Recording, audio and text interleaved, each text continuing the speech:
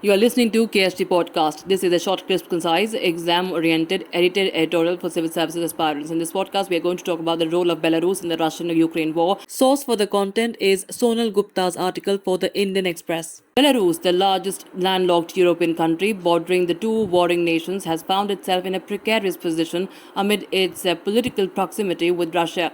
The country is now at the receiving end of the West's economic sanctions meant to deter the Russian assault on Ukraine, despite restrictions already in place after the controversial election of its president Alexander Lukashenko.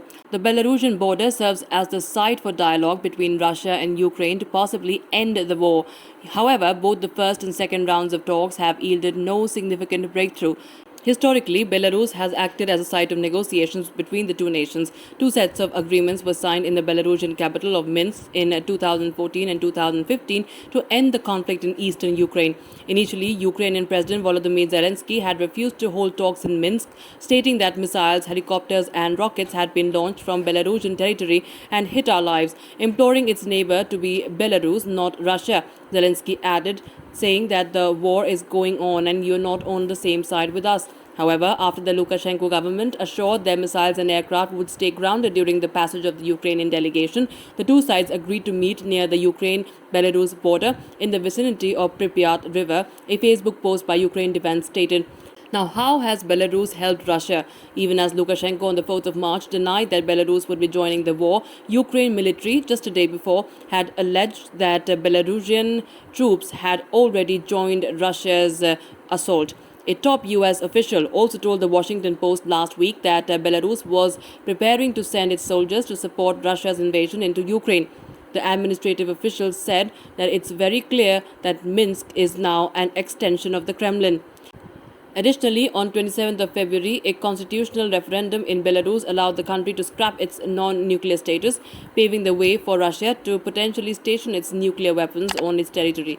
Lukashenko, according to news agency AP, has said that the West's harsh sanctions may push the world to the brink of World War III. He has also warned that if NATO and its allies deploy nuclear arms in its neighboring countries, then Belarus has agreed with Putin to deploy such weapons here that will make Poles and Lithuanians lose any desire to go to war. This came on the same day when Russian President Vladimir Putin put his nuclear deterrence forces on high alert.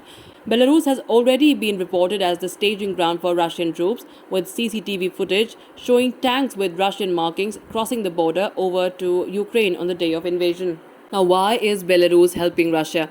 To understand why Belarus has been helping Russia, it's important to first look at Lukashenko's relationship with Kremlin.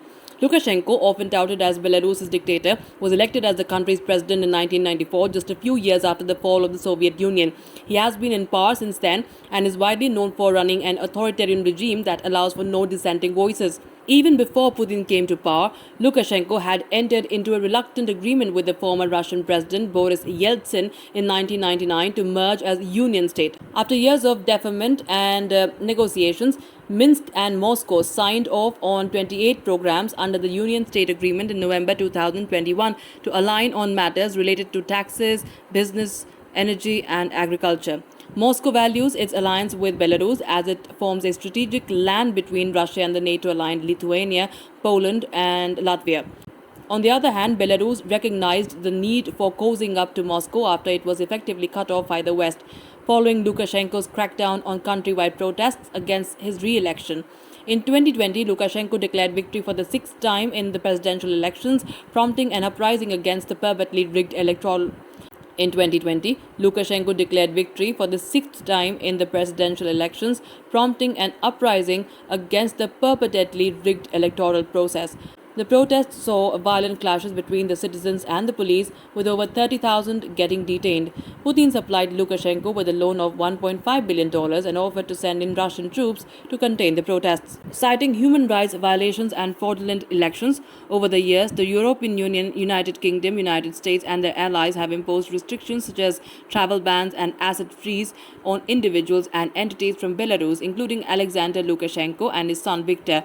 The restrictions were also imposed on the trading of petroleum products and potash, of which Belarus was the second largest exporter in 2020, according to figures shared by the Canadian government, hitting the country's export revenue. That's it for this podcast. Thank you so much for listening. To join KSG India courses and to crack the ICE exam, visit ksgindia.com. You can also get a PDF of this podcast on ksgindia.com. Thanks for listening.